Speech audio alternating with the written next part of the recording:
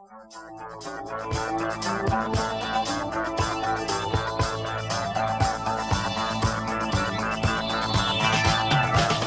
and welcome to the Why We See Movies podcast. I'm your host, Ron Houghton. Joining me, as always, we've got Darren. Hello. And Paul.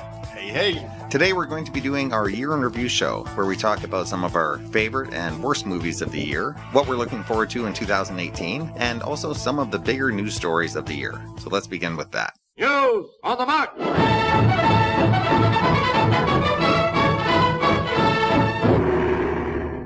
Hey, boys. Hey, Ron. I thought we'd start this year in review show with just a recap of some of the bigger news stories. Who would have thought that the Oscar gaffe at the Academy Awards with the Best Picture thing would be such an irrelevant little tiny thing in all the big news of the year and completely overshadowed by... In terms of Hollywood, yeah. Right.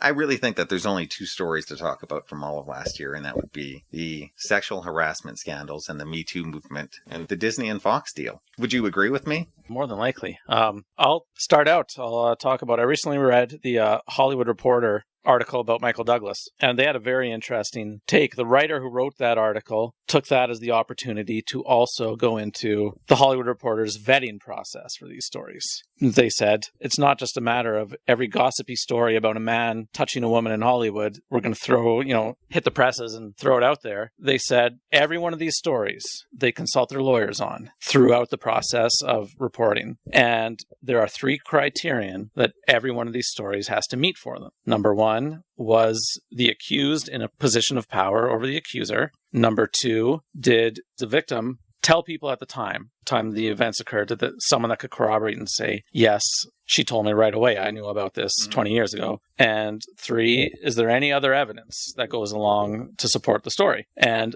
the Hollywood Reporter, 100% of the time, only reports on these cases if all three criterion are met. So, when you hear someone say, I vehemently deny all this, and you want to throw out innocent until proven guilty is a popular phrase, but at the same time, these crimes by their nature are unprovable. How do you prove something like this happened 20 years ago unless by a miracle there's security camera footage or something? Mm-hmm.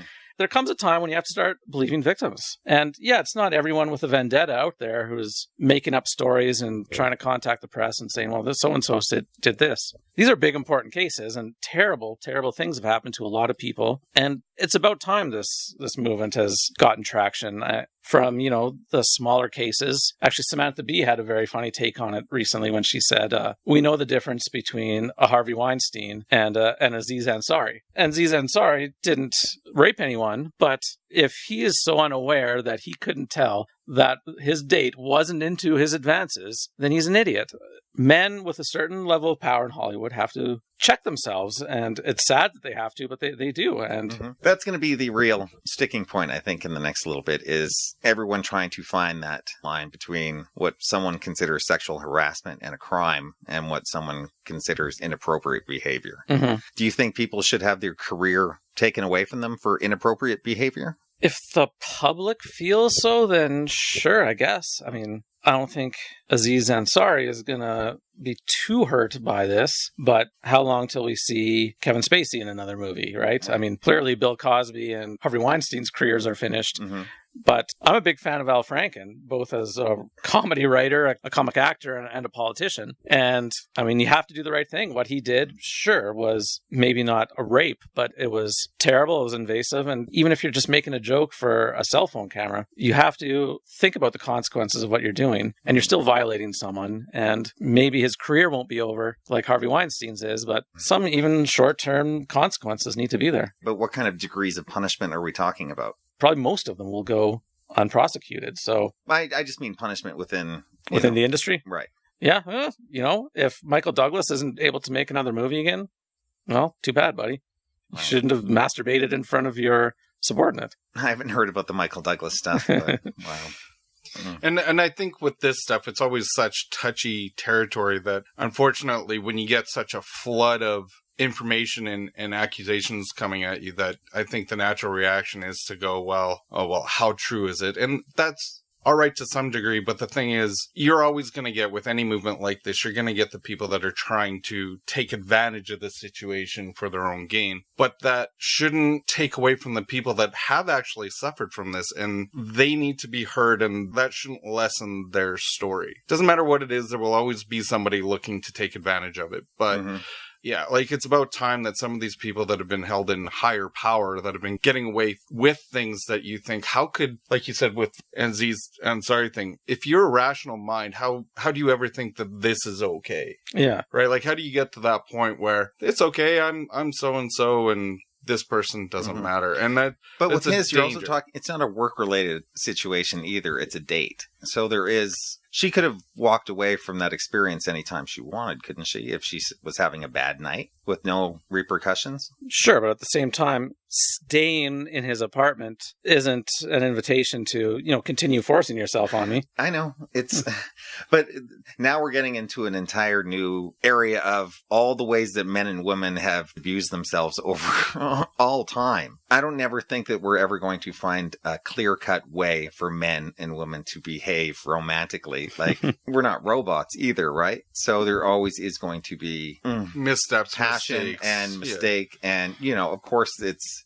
You can start to kiss someone, though, and when she backs off, in my experience, sure. Sorry, I guess I misread. I shouldn't have done that. But to continue grabbing and groping and forcing yourself on your lips on someone's face who clearly is not into it. It doesn't take a genius to read the cues, right? I guess so. It's such a particular situation, though. There's been plenty of awkward dates that I'm sure are much more awkward than that one. Sure. That don't necessarily rise to a position of immoral activity. Right. And I don't think Aziz Ansari's career should be over. Okay. I mean, he's a talented guy, and I don't think he'll be hurt too bad by this, and he probably shouldn't be, whereas Harvey Weinstein should probably be tarred and feathered.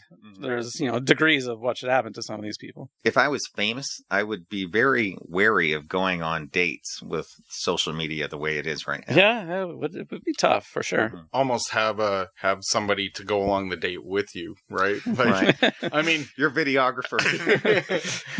If that's what it takes. I mean, if it's escalated to such a degree that you're worried about any kind of misstep, and you know what? Insulate yourself. Don't put yourself in that position. Yeah.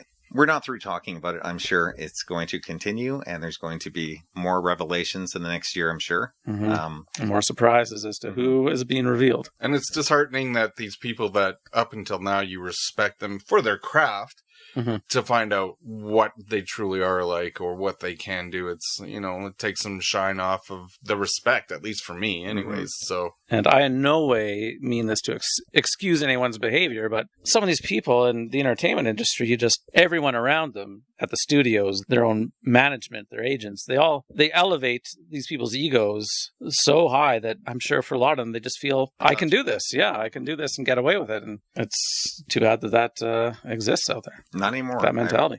I'm glad the landscape is shifting, because it sounds like it's long overdue. I can't imagine another guy even trying anything these days. That's the nice thing, right? Everyone must be thinking about this now. Which, if you're Brigitte Bardot or Catherine Deneuve, you'd be sad about it. I'm sure you've heard their comments. Pretty dumb, but they're, as much as I'm from a different era. Yeah, exactly. There are those people who will lament the days of a man not being able to force himself on a woman anymore. But anyways. Okay. Well, like I said, I'm sure we'll have more to discuss in 2018 on this topic. The other one was the Disney-Fox deal, which we've already exhaustively, I think, talked about. And until the deal is really ratified and we see what moves they're making, nothing really to report on anyway. Far too early to see where this goes now. But And there was also, of course, some celebrity passings. I don't know if there's anyone in particular that you guys want to mention, but some of the bigger stars: Jerry Lewis, Don Rickles, Jean Moreau, Hugh Hefner, Jonathan Demme, George Romero, Tobe Hooper, a few big directors, Bill Paxton, that one's still a big one, Mary Tyler Moore, John Hurt, Martin Landau, Adam West, Roger Moore, Miguel Ferrer, Sam Shepard, Harry Dean Stanton.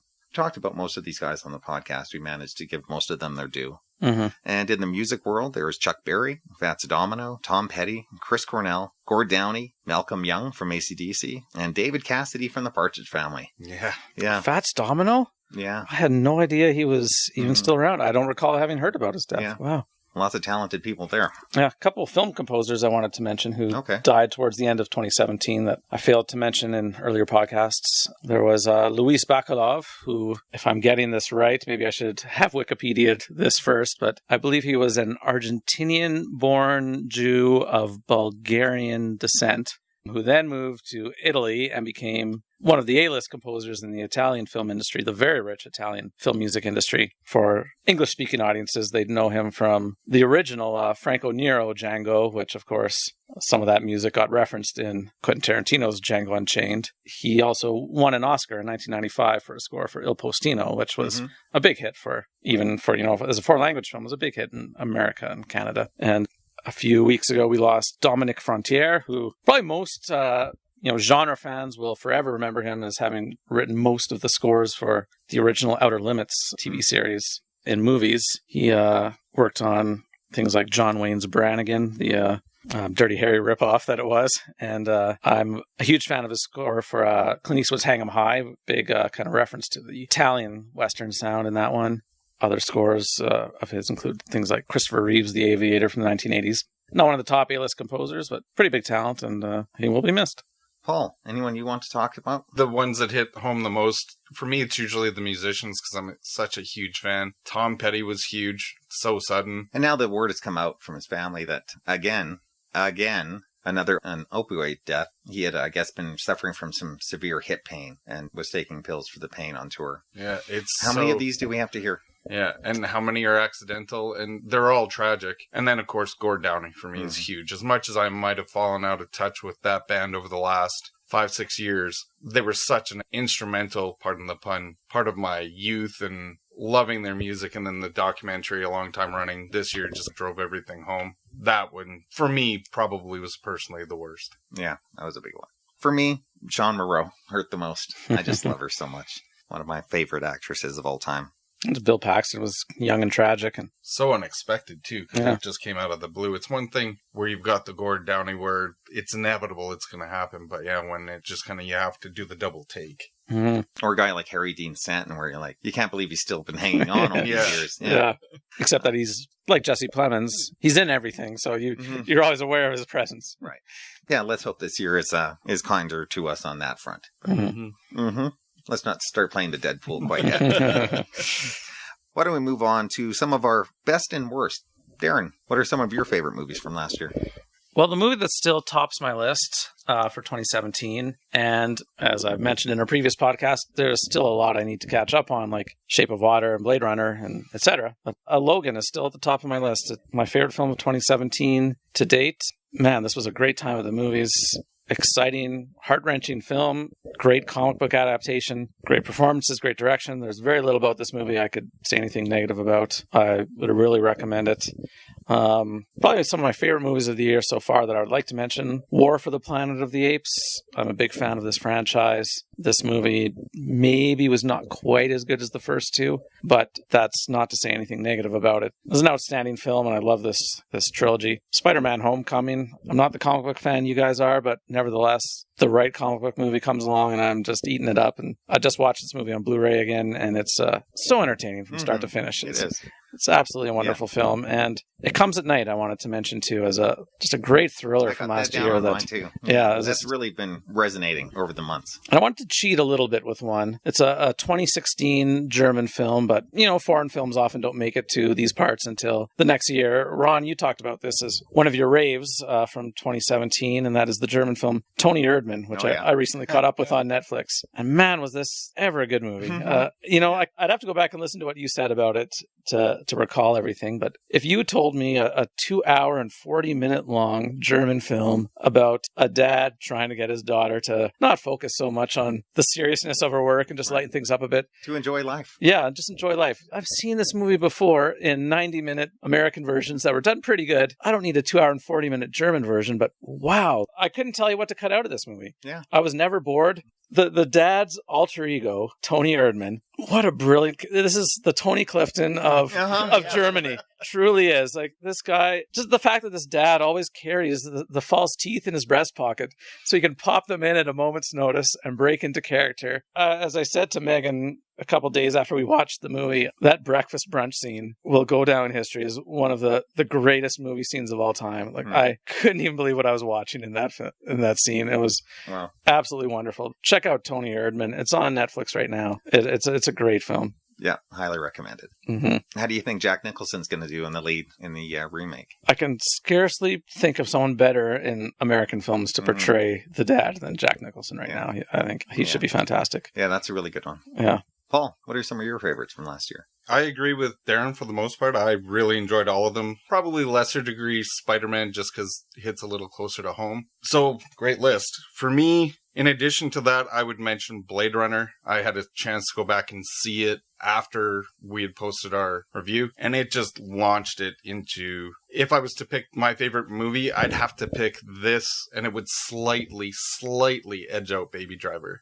Just the little things you pick up on a second watch, the mastery. Denis Villeneuve I've loved everything I've seen of his, so I adore this movie. It's fantastic. I'll say I'm glad, Darren, you mentioned it comes at night, because as you mentioned, Ron, it really resonated with you, and I think it's that resonance that really changed my opinion from when I got out of it in the theater to even now. And that I think, and we even discussed it at the time, how it was really marketed poor and that I didn't get the movie that I expected. But the longer I think about it, the more I appreciate it. So it's gone from a movie that I wasn't really a fan of at the time, just because, again, it wasn't what I expected to. Wow, that was really well done, and I really appreciated it. So it's funny how that movie's just kind of really done a complete 180. Yeah, and it's definitely a movie that you do feel compelled to think more and more about in the weeks after you've seen it, for sure. I think that movie, it's going to have staying power over the years, and people are going to be looking back at that film like 10 years from now. Yeah, I hope a lot of people check it out. It is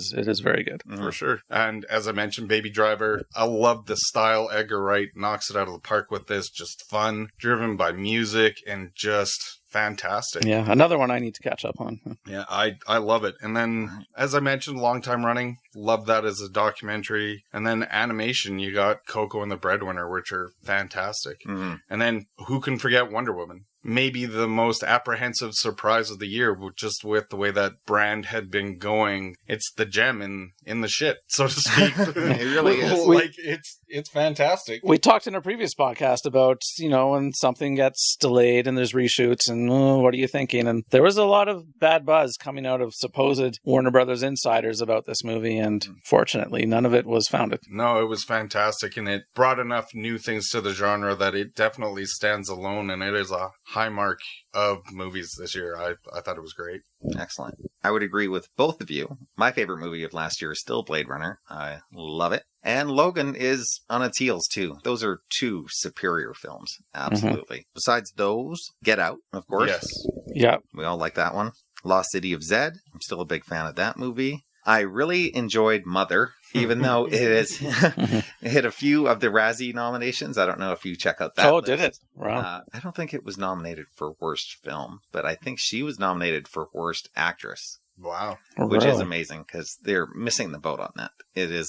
Is it just because they don't understand it, so therefore it must be shit? I don't know if it's understand it, just I think they found it repellent.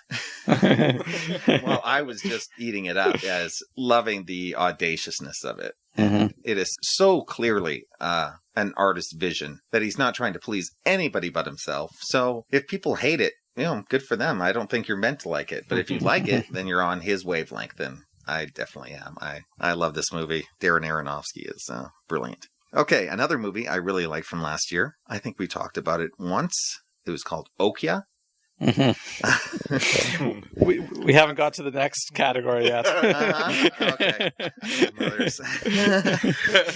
I still love that movie. I think it's terrific. It works in exactly the way it wants to, and it's very entertaining. It Comes at Night is very good. Coco, I loved. I just saw a movie on Netflix recently I really admired. It's called A Ghost Story. It's with Casey Affleck and Noomi Rapace. Yeah, I've been looking forward to that. It's kind of a meditative film on loss and death. It's very artistically told. It's a lot of tableau shots, minimal dialogue, sweeping tracking shots that take 2 or 3 minutes to get through. It's not for those who get impatient during movies and want to speed it up. It's, like I said, meditative, but it really worked for me. I enjoyed it a lot. And then I also really enjoyed a Netflix documentary called 5 Came Back.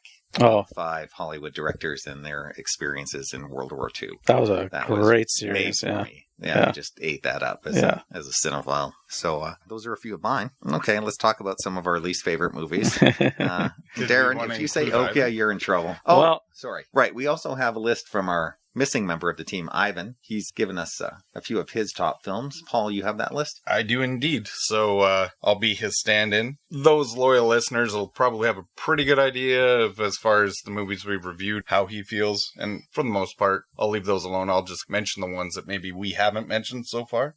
He really enjoyed Split, which I enjoyed. I wouldn't put it among Split my was a good favorites, film but for sure, Yeah, yeah. it was good. He really enjoyed John Wick.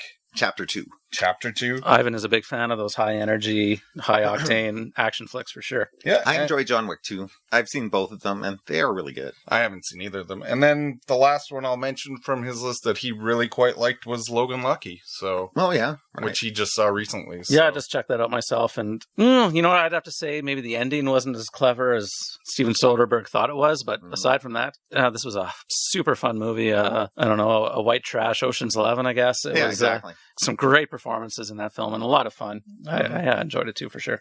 Yeah. Where's Lego Batman? In his basement. Really? You think he'd have a Batman movie on his list? but- You would think so.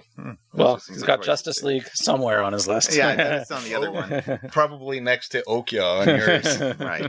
Yeah, let's talk about some of our least favorite films of the year. And Darren, Okia better not be on yours. Well, fortunately, probably there's only one film that I saw in 2017 that I would give a solid thumbs down to, and that would be Okia, which I just thought was Unreal. an abysmal, mindless, incoherent mess of a film. Man, if you want to torture someone, make them sit through Okia. Go back it was and check awful. out our review. Yeah, no, there's only a few other films on my list of movies that didn't impress me that, all of them had some merit. They weren't terrible. Kong Skull Island, Alien Covenant, Guardians of the Galaxy Volume 2. Very, very weak entries for that type of genre, but none of them were awful. They had some fun to them, just nothing memorable either. Fortunately, I don't have too many awful movies to talk about. Yeah, and I'd echo those sentiments. Actually, a lot of it looked like you were reading off of my list almost. But I'd put Okia down there. And again, much like you, Darren, I'm not saying I hate this movie, but I'm just looking. I guess I look at these movies and think what a lost opportunity they are, and they could have been so much better. Yeah. Okia is definitely on that list. There was elements that I really enjoyed, but there were elements of it that I really didn't. Justice League for me was such a missed opportunity, in that, as we said at the time, that should be a movie that 3 comic book lovers should be vibrating in their seats, anticipating watching again right after. And it's a movie that I don't even think I'll bother buying. I don't know that I even want to see it again. There Really? were great moments, but those great moments were wrapped in disappointment. And I don't know that I really need to experience that again. Yeah, I'll check that out when it comes on, Blu-ray or TV or whatever. And Paul's, we were driving here for this recording. You noticed I was listening to the soundtrack for Justice League in my car. And I'd like to point out, at least it's great that someone with some talent is scoring some superhero movies. They don't all just have the Hans Zimmer destroy your brain sound. It's great to hear Danny Elfman and to have his classic Batman theme from '89 make a triumphant return to movies. Yeah, that was a great moment for sure. It's one of the better things about the film. Yeah. And then just to round out my list of disappointment, I'd say, yeah, Kong Skull Island. It just was not for me at all. Alien Covenant, so from a franchise that is a little bit schizophrenic and split, it was definitely one of the weaker. I'd be expecting more from that film, however. I mean, Kong Skull Island, I was not expecting much from, and at least I got some big, ridiculous monster battles. But Alien Covenant was just, especially after Prometheus set up, a new direction for the franchise. We're going to be a little more esoteric, maybe a little more introspective, and then, audiences didn't like that the way we thought, or the way we hoped they would. So let's just make another kind of run-of-the-mill thriller. And so that one was a disappointment for sure in that regard. A big misstep to the point where they're trying to react and put out a completely different movie as the next installment too. So you can tell that we weren't the only ones that weren't buying what they were selling. Yeah. Okay. How about you, Ron? All right. One of the nice things about being a cinephile for this many years is I do have a pretty good bullshit detector for movies. I very rarely will ever pay to see a movie that I end up not liking. I just have I was going to say woman's intuition. I have a certain, I just have a certain intuition. Spidey sense? Yeah, kind of a spidey sense intuition about things. I wouldn't say that I gave thumbs down to anything I saw in the theater last year. Even Kong Skull Island I enjoyed as dumb fun. But I can't say that about everything, that's for sure. I would say my biggest disappointment for the year would be The Mummy with Tom Cruise. I was looking forward to that whole take and kind of a weird, expanded, dark universe that they were going for with monsters and magic. And I thought that could be really cool with grade A talent behind it. Wow, that movie is just so terrible. Yeah, it's a cool idea. It is for sure. And I would have liked the dark universe to have taken off nicely. But for the moment I saw the first trailer for that, and it just, I think I said at the time, it looked like Mission Impossible with some supernatural elements. It's just... There's nothing unique about it at all. It's so cookie cutter, formulaic. It's sad. It's too bad. There's no imagination went into it at all. Yeah. Another one I talked about on the podcast was that movie Life. That right. movie. Yeah. I found that pretty awful. The Great Wall with Matt Damon was not so great. And then this one, boy, it pains me to say this one, but one of my least favorite films of last year is a Terrence Malick film called Song to Song with Ryan Gosling and Christian Bale. Wow. I couldn't get through it. Really? I just could not finish it. It was just so... What's your word for Terrence Malick? Was it a touch pretentious seeming? Oh my God. This is just overflowing. It pains me because I love this guy's work, but he is way off the map on that one. Yeah, those would be my biggest disappointments.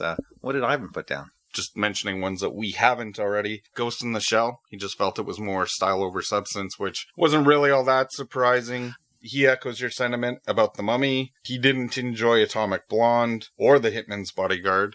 Atomic Blonde was one that I thought looked interesting, but again, could be style over substance. And that one even got some pretty decent reviews. It felt like it was like a woman's John Wick, if you will, but I guess he didn't like it. And then, to no surprise, he hated Justice League, much for the reasons that I mentioned. And then one that would probably be in a lot of people's top 10s that he hated, Thor Ragnarok. And if you've listened to the podcast, it's not going to be a surprise. It didn't work for him. Whatever Taika Waititi did in that movie offended him to the nth degree. So I saw that a few weeks after you guys reviewed it for the podcast. We took our toddler to it, and number one, he just ate it up, just sitting in the theater and watching Thor and Hulk battle things. He loved it. But anyways, kind of on Ron's side with that one. When I saw the first trailers, I was very apprehensive about this, and I had a smile on my face through almost the entire film, if not laughing out loud at much of it. Who thought I wanted or needed a Thor comedy movie? But man, did it really work for what it was doing. The darker elements, not so much, but the lighter elements I enjoyed so much that I'm kind of looking forward to watching it again. I'm looking forward to revisiting it just to see if it changes my opinion.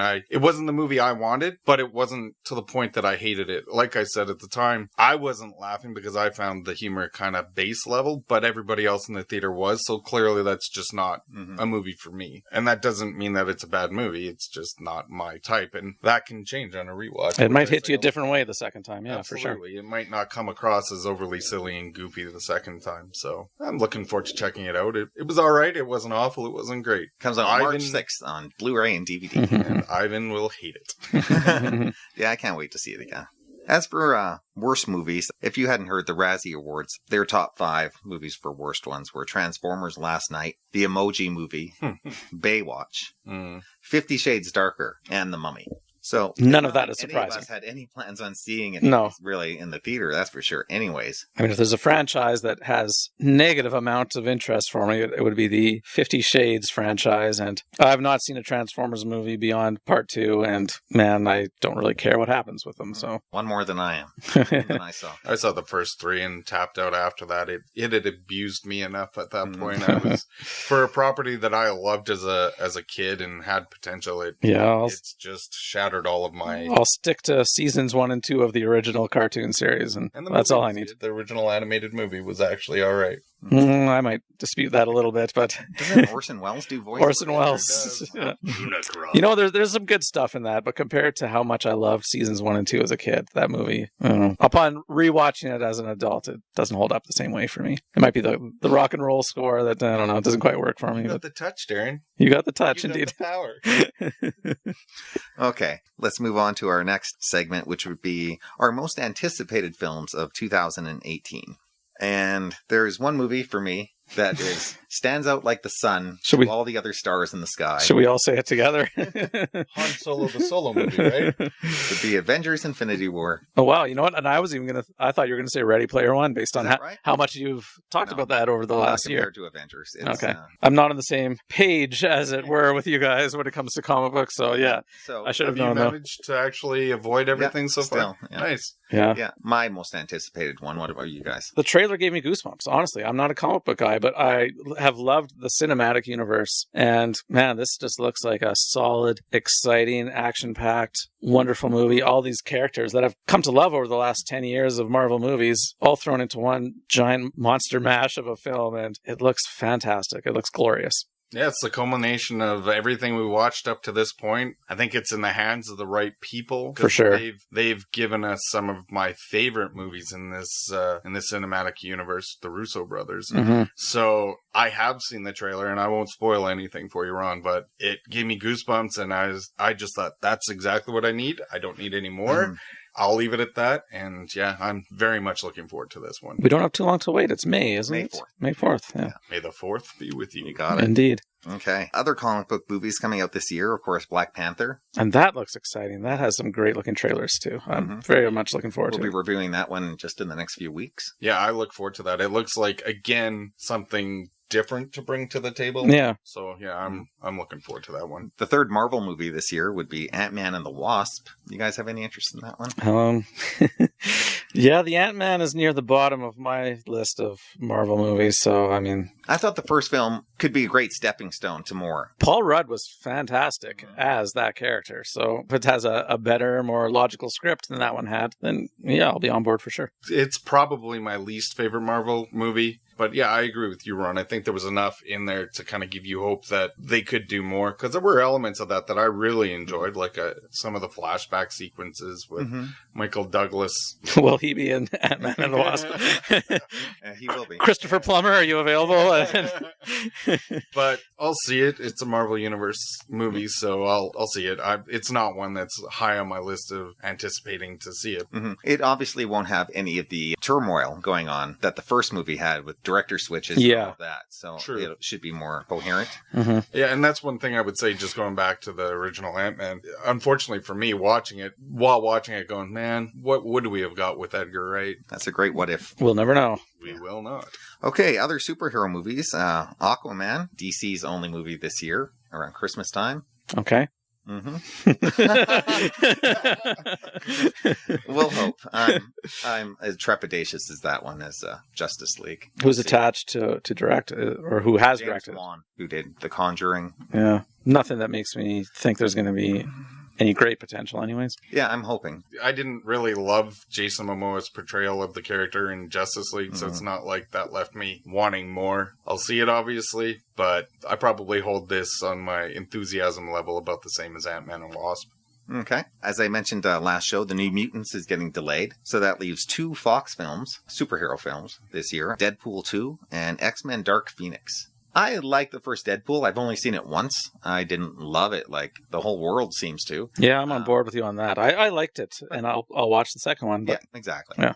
And then X-Men Dark Phoenix, I have high expectations for. We'll see. After what Apocalypse showed us, I don't know if they know what they're doing with this franchise or not. Yeah, we'll see. I don't know if it's good or bad that Bryan Singer is not the director, but the producer on this one. He delivered my favorite X-Men films, also the worst X-Men film, so it's hard to say for sure. Yeah, and I'm one of the people that loved the first Deadpool. I think I just appreciated that it was different than anything that we had gotten before. Lowbrow humor, there's no question, but I think it fit the character. So I'm looking forward to the second one and hoping that it's not just going to be a rehash of the first one.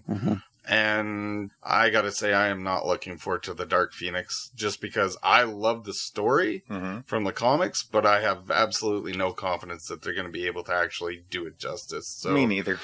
so I've got little hope for this at all. Like you said, especially after the Age of Apocalypse, I thought that was pretty darn awful. So yeah, I'm not really looking forward to this one at all. This could be the nail in the coffin of the X-Men franchise. We'll see. Okay, talk about a few other films. Of course, like you mentioned, Darren, Ready Player One is way high on my list. Yours too, I hope. Oh, for sure. Any Spielberg film. I've not read the book like you have, but I obviously know enough about it to know this is something I will eat right up. I've heard a lot of people trashing the book lately as kind of just a mishmash of stuff and, not very well written. It's not, but it's fun. It's for all the people out there, I think, who didn't consider the Da Vinci Code great literature. Well, neither did I. But it's a great page turner, right? Yeah. And I think Ready Player One has a lot of that. Mm-hmm. Yeah, it's high on my list too. And I think, a lot of it is nostalgia, seeing properties from years gone by being included in a story. And yeah, anybody that I know that's read the book has really enjoyed the story. So I look forward to seeing what they do with the movie. And like you said, Darren, Steven Spielberg, sign me up. Yeah, exactly. Here's a movie that's got a little bit of controversy coming in. It's called Alita: Battle Angel. It's produced by James Cameron. It was kind of a dream project of his for years, but I guess 7 or 8 Avatar movies will take up your slate. So he's handed over the directing reins to Robert Rodriguez from Sin City fame, and a $200 million kind of sci-fi extravaganza with the lead character with great big anime eyes, which seem to be a source of discussion. I don't really have a problem with it. It's fine. She's supposed to be artificial intelligence. She's not a natural human being, so why not augment that? And it's based on an anime property, so it gives a little nod to the previous properties. So it's a little unnerving, but I'm sure to some degree it's intended to be that way, so I've got no problem with it. Mm-hmm. Have you seen the trailer, Darren? No, I haven't seen it.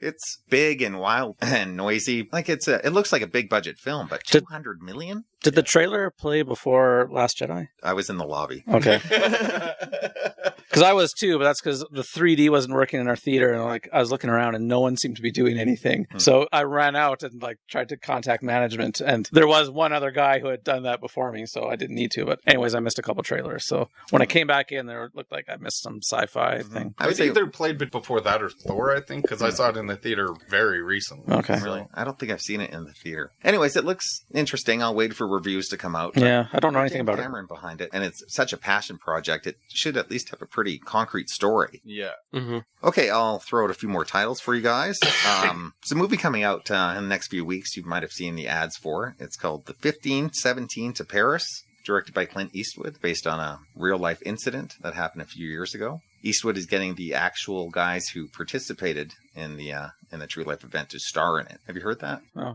I've heard a little bit about it just recently. It sounds interesting. It looks kind of like almost like a United 93 type movie, but with the real guys playing themselves. That's a little tricky. Yeah, I'm not aware of that. That either is going to work or it's not. We'll see. You got the right people who aren't actors, and they're not going to act, which is often a good thing. So yeah, they're, I think, former Marines playing themselves, and Marines are almost characters onto themselves, I guess. So, there was a movie a couple of years ago that did the same thing, and I'm struggling to remember the name of it, but it was a war movie as well, and they had the actual soldiers playing. I remember the reviews that one got, and probably it's a good thing that you can't remember the name of it.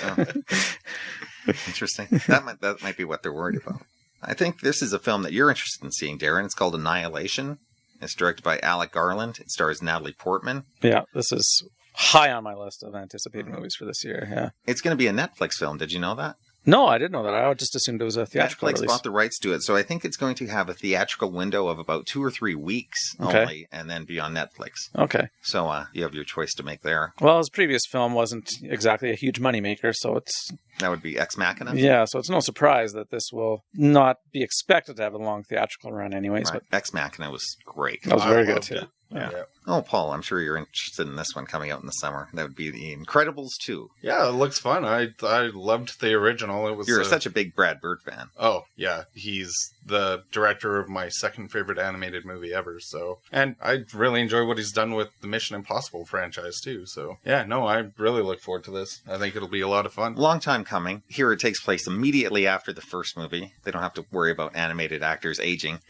I hope it's good after all this time. I so loved the last few Pixar originals from Coco and WALL-E. I was getting a little sick of their sequels after a while, but I hope this is one that's finally worth the wait. Me too. Here's kind of a big question mark for me. I kind of enjoyed this last one. Are you guys interested in Jurassic Park, Fallen Kingdom? I'm curious to see where they take the property. I mean, I absolutely loved the first Jurassic Park movie. Your favorite movie. Yeah, Jurassic World. It was fun. It was about what I expected it to be. I didn't really expect too much. Hold the same hopes out for this. I'll see it. I'll look forward to seeing it, but I don't expect it to hold a candle to the original. No, it won't, but I've enjoyed every movie in this franchise so far. I think you like Jurassic World more than most of us. Maybe. It's my second favorite of the Jurassic Park series. Wow. And yeah, give me dinosaurs on the big screen. I mean, I was a dinosaur kid, and I'll eat this up for sure. It would have to be pretty awful for me to dislike it. Yeah, I agree with that completely. It was fun. I don't know if it's going to be the monster dinosaur hit that the first one was. It made $1 billion. The thing I like about it is that they're trying. You know, it has a different sort of plot line than the previous Jurassic Park films. They know they have to try and change it up a little bit. So, yeah, let's see where the plot takes us. Colin Trevorrow is not directing this one.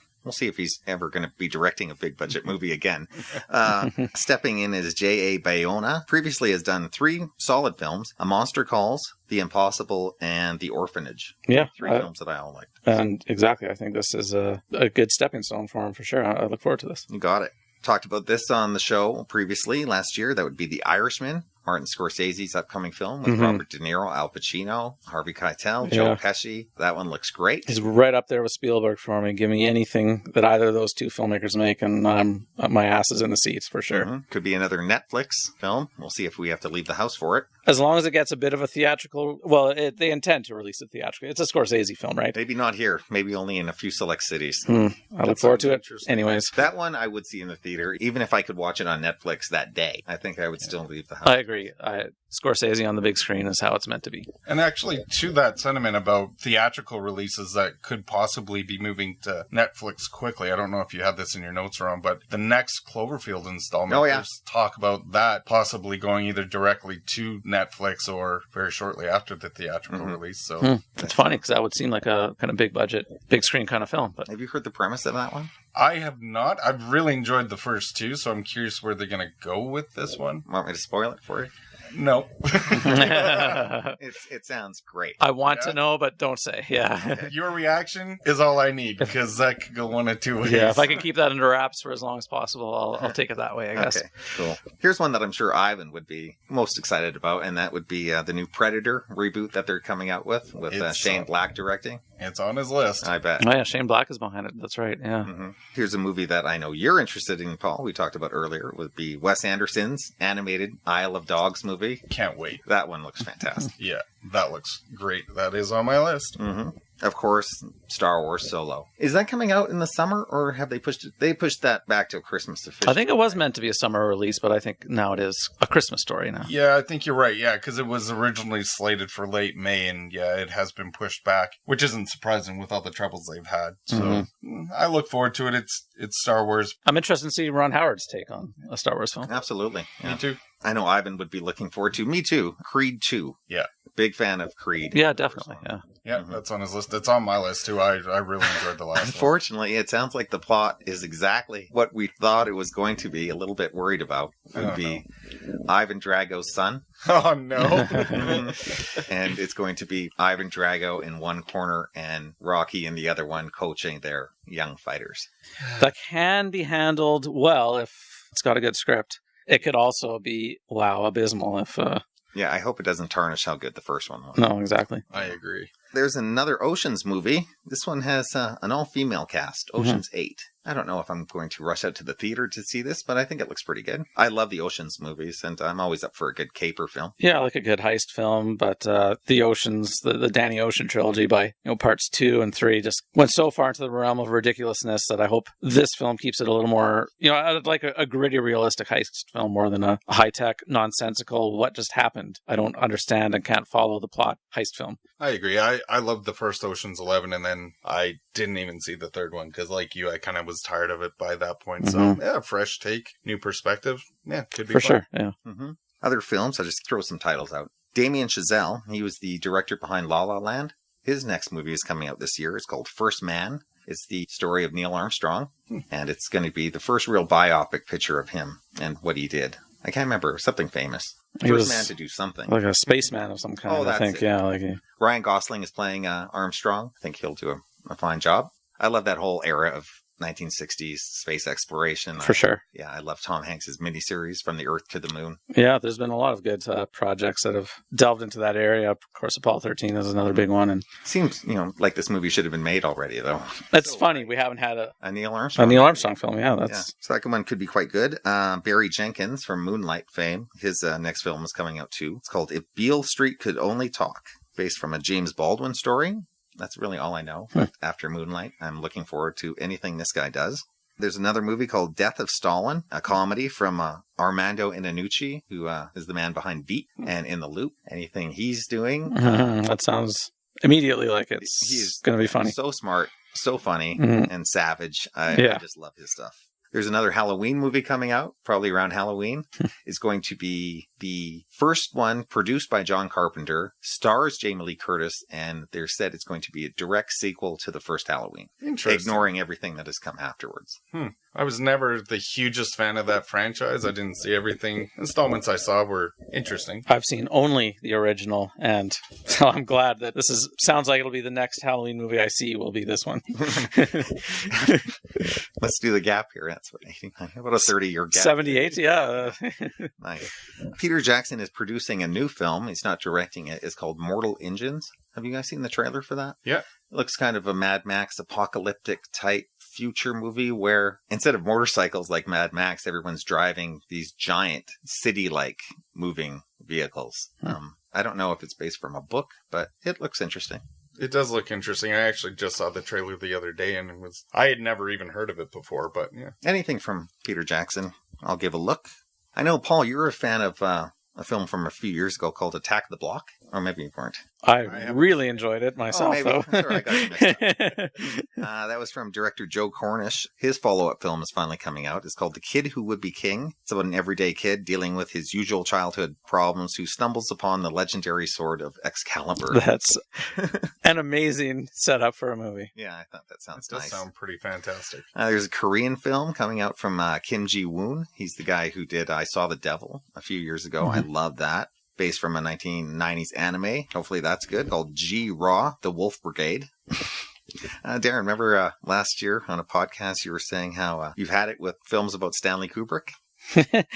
There's many, many Stanley Kubrick documentaries out there. Well, there's a documentary coming out this year called Film Worker by Tony Zierra about Leon Vitali. I don't know if you know him. He's the guy from Barry Lyndon who started as an actor and ended up as Kubrick's personal assistant throughout the years. Worked with Kubrick for decades afterwards. Him and his relationship with Kubrick. He's got a nice inside track. I've seen many interviews with him, and he's got a lot of inside stories about Kubrick. So you'll watch it. It's a different. I'll wait for your review. Your inevitable review of it, Ron, and then yes, I'll watch it. You know he's gonna watch it.